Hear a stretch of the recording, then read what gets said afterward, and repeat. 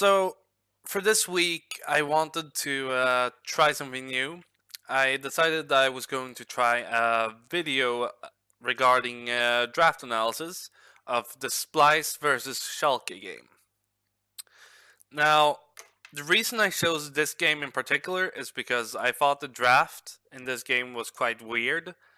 I haven't really looked at it since I first saw it live, but I figured that I'm going to watch. I'm going to rewatch this draft, and I'm going to go through it as we get along.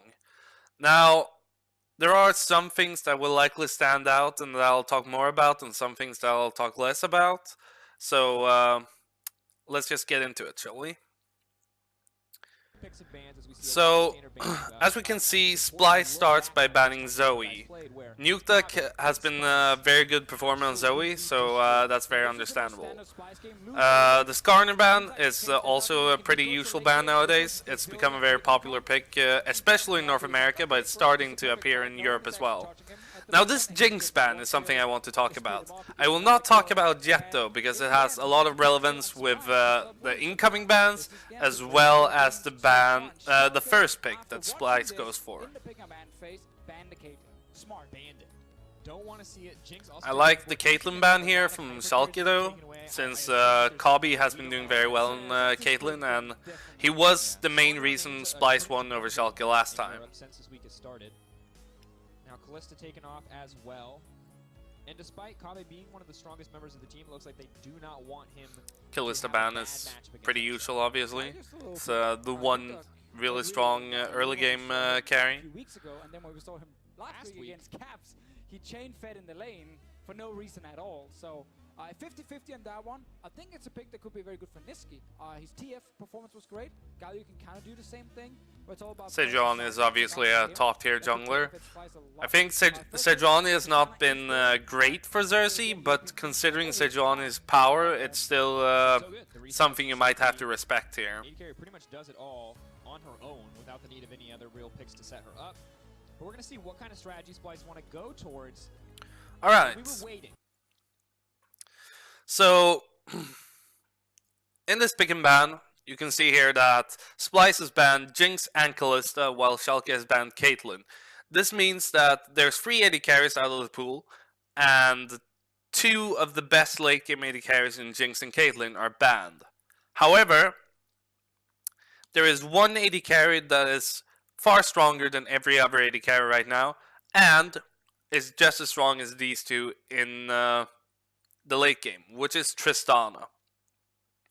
Now, Tristana has been something that a few teams has gone for free quite often, but they really shouldn't because of her strength. And what Splyce is doing here is that they're banning the Jinx for late game, which might be something from scrims that we don't necessarily know about. But it seems weird to me that they would ban Jinx and leave Tristana open, since Tristana is the best AD carry right now, especially when they're first picking Camille. So here's the thing, right? Camille obviously has her Hextech ultimatum, which will lock Jinx into a small area. And depending on what you pick along with the Camille, you can completely shut down a Jinx just with the Camille ulti and follow-up. So the reason they banned Jinx here is very weird to me. I assume Upset has been playing Jinx in scrims and has been doing very well. So to that extent, I suppose it's understandable. But the problem here is that Schalke as a team does not perform as well on stage that they do in scrims. So you can't take their scrim performance and 100 to 100 translate it to the stage, and you'll need to adapt to how different they play on stage comparatively to in scrims. And when you pick Camille, you've already eliminated the threat of the Jinx. So why do you not ban Tristana here instead? Because they don't ban Tristana, Schalke will get Tristana for free, which is very upsetting, no pun intended.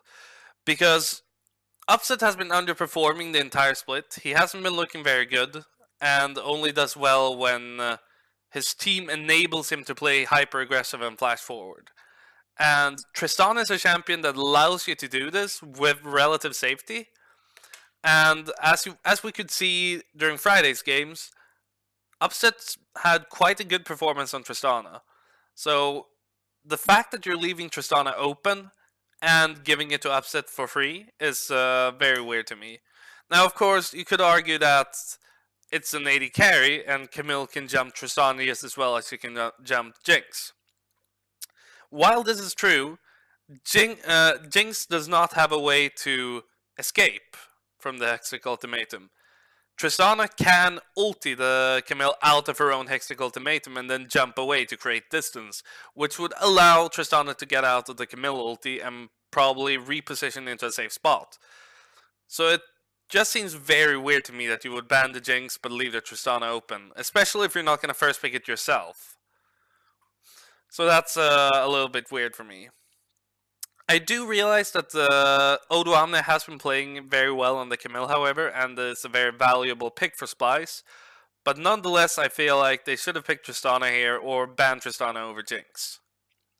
Deficio to see if Splyce could consistently execute something that was not late game team fighting, and it looks like they may try to prove that here. Camille, a big lock-in, but it does mean they're probably going to give up the Tristana. So this is going to be the Tristana lock-in. That surprised me as the first pick. Now you can put a jungle, so there's some flex options. It's pretty ridiculous actually to you ban the Jinx. Give Tristana over so cheaply. To then first pick Camille, give over Tristana. Now the Zac here allows Schalke to have a front line and a solid way of initiating fights. Zac can also help peel for Tristana if Camille jumps her and sort of negate the Camille initiation. I like the Camille Galio. Now, I want to talk about this rotation slightly, because the Xayah here means that you've given up on trying to have a scaling AD carry. There is not a many well-scaling AD carries left, so that's quite understandable. But Xayah is someone who's strong in the early and mid game, meaning you're playing for lane control here, which is a very good strategy to play against the Tristana, but considering you can't pick it with Rakan, she sort of drops off in how strong she is for a little bit, since you want to pick the Galio here. And I don't necessarily think they needed to pick the Galio here, but it does set up for a possible second phase draft rotation, which is very, very good. Now, the Galio and Camille combo obviously is extremely good, where you can cover the entire Hextech Ultimatum with Hero's Entrance, which allows the Camille to jump on someone, the Galio to follow up, decrease the damage Camille takes, knock up whoever is in the ulti, and follow up as the tank. Usually people now play AP Galio, which is still fairly tanky, but it's not a full-on tank, but that also allows Galio to deal a lot of damage. So I think this is a very good pickup here. I also quite like the Xayah pick, even though I would have considered maybe picking Xayah along with Rakan here. It's also possible for you to pick Varus here and simply wave clear in the bot lane. It'll also be add helpful CC later in the game. But oh well. Love that combo. We talked about Niski playing Galio is a great thing. Now, what I think Schalke should have done here is that they should have locked in the Corki. It would have made the Shachi suffer a little bit in lane, but it would have also secured a really good pick into the Galio. But instead they pick up the Gangplank. And obviously there's not really anything in the meta right now that's very good into Camille, which is why she's such a priority pick. But Gangplank can usually not die to Camille and just scale. The problem here is that Gangplank loses lane to Camille, so he will not have top lane pressure. On top of that, since there's a Galio on the Splyce team, it's very easy to dive the Gangplank. So Schalke needs a mid laner who can control the wave and get pressure in the lane to roam first and not allow Galio any free roams. And that's very, very important, otherwise their Gangplank will be absolutely useless. Now they banned the Rakan. It's a pretty obvious ban here. Deny the Xayah Rakan combo. You ban the Alistar from Splyce's side. You don't want the Alistar to be able to save the Tristana very easily. Alistar also has a easy time against Xayah. Here you ban the Janna, which I think is very fine. I don't necessarily think Splyce wants the Janna. They don't exactly want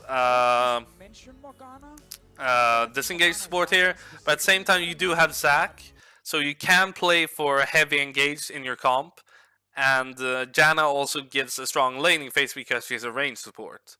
While right now in the meta, generally speaking, playmaking supports and melee supports are more popular. So it's a pretty good ban. On the other hand, the Azir ban is a little bit weird to me. I do think Nuktak has been pretty decent on Azir. He hasn't been one of the premier Azirs in Europe, but he's certainly more than serviceable enough.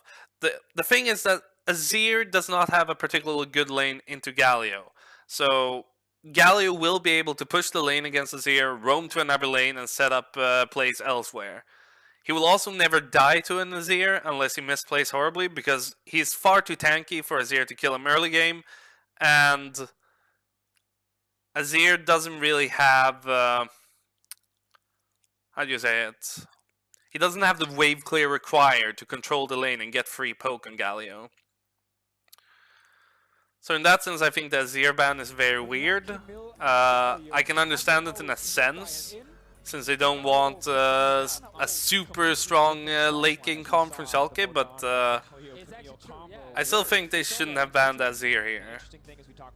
It would have been way better to ban the Corki to make sure that Schalke cannot control the lane against Galio very well, unless they pick something that's a little bit off meta like a Talia. Now the Taric here is very good.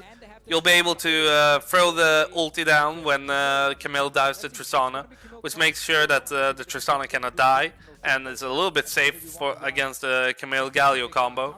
It also allows you to make very long-range initiations with the Zac-Taric combo, so I very much like the Taric pickup here for Schalke.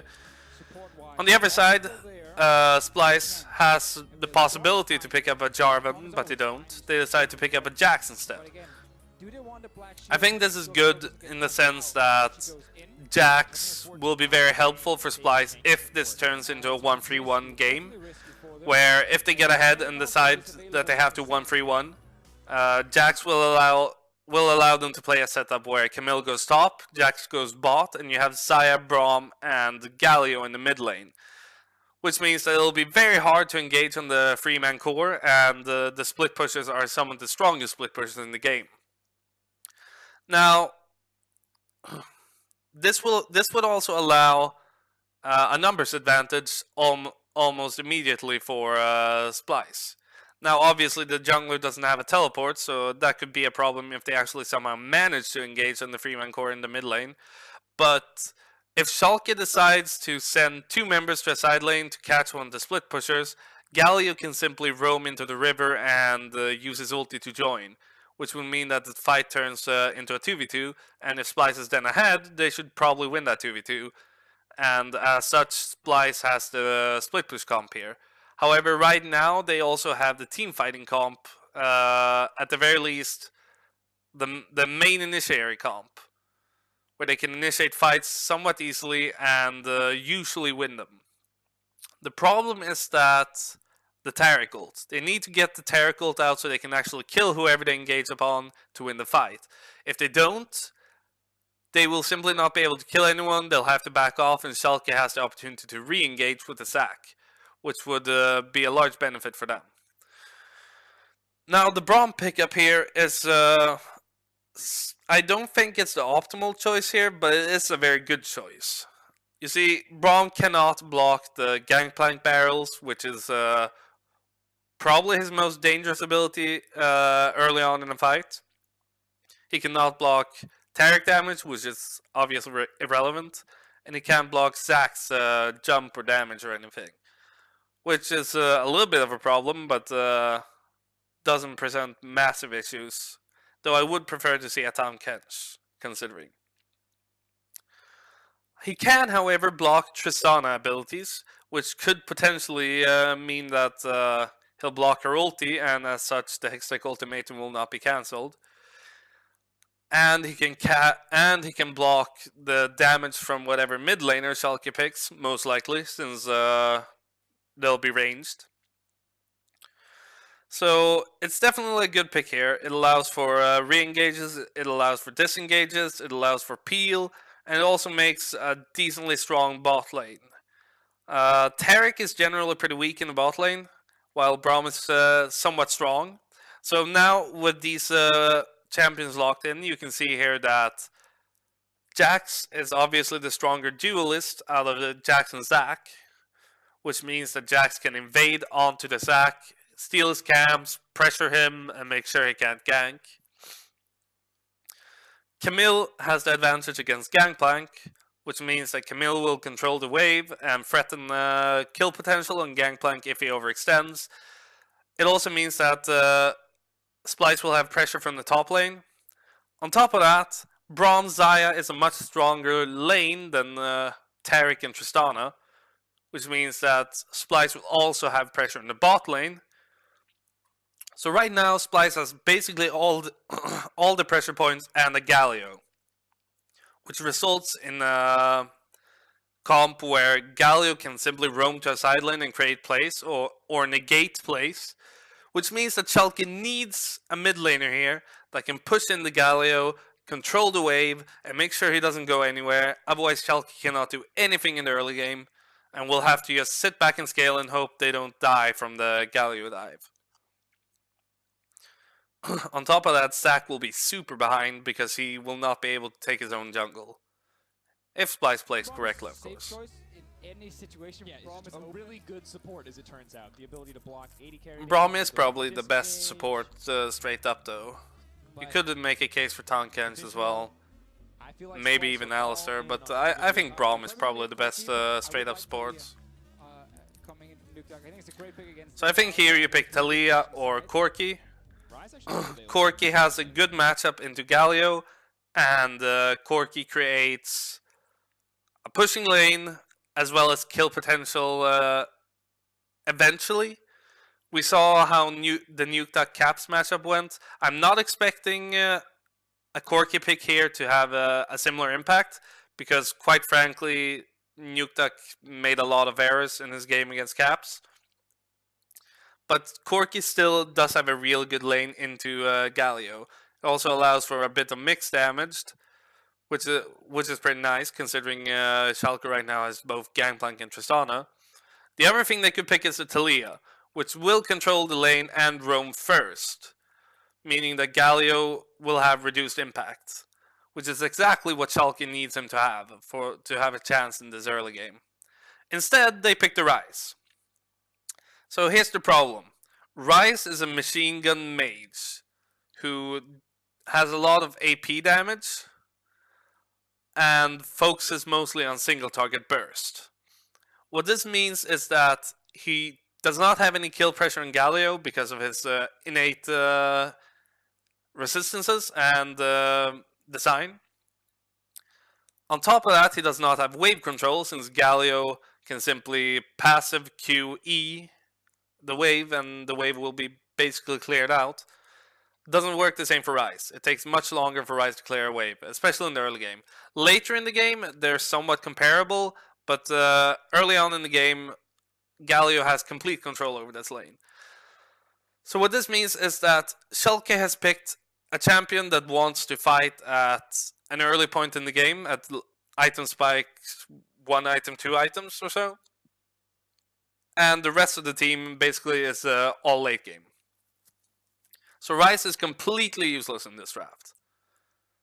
On the other side, you have Splyce, who has a fairly coherent comp, very good at team fighting, and they have pressure in every single lane, as well as the better dueling jungler, meaning Splyce has full control over the game in the early game.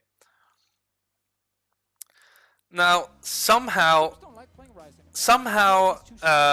Splyce still loses their advantage in this game. They start building up an advantage and start controlling the game, which they should with this draft. But they keep making mistakes, which allows Schalke to come back into the game. Now, eventually, Schalke takes a Baron, which was quite ill-advised, and completely wipe, which allows Splyce to close the game. But I think Schalke actually had a decent shot of winning this with how the game played out. But with how pick and ban played out, they really shouldn't have. Splyce should have had this in the bag very, very easily. So I'm quite disappointed by mostly the fact that Splyce did not ban Tristana, but rather banned Jinx, and as such allowed Upset, a very good champion, basically for free. And I'm very disappointed in Schalke for picking Rice into Galio, which is a very bad choice considering they needed a pressure point to keep the Galio down, or they'd completely lose all their early game pressure. And Rice doesn't really have a good matchup into Galio to begin with. I think picking Talia here, even if it's a bit off meta, or picking Corki would be much, much better and would lead to a much better draft for Schalke. So I'm very disappointed in how this all played out. Hopefully you enjoyed this little rant of mine. I'm hoping I can make a few more in the future, maybe on other topics other than draft analysis. For example, the whole, what was it called? The women in gaming thing that Snoopy tweeted about, where Facebook is supporting them. I would advise you to search about that, Facebook Women in Gaming, and read up about it, see what your opinion on it is. I might make an article or a video about it, talking about how I feel about it later. But for now, this will be it. So I hope you enjoyed and have fun with the games this week.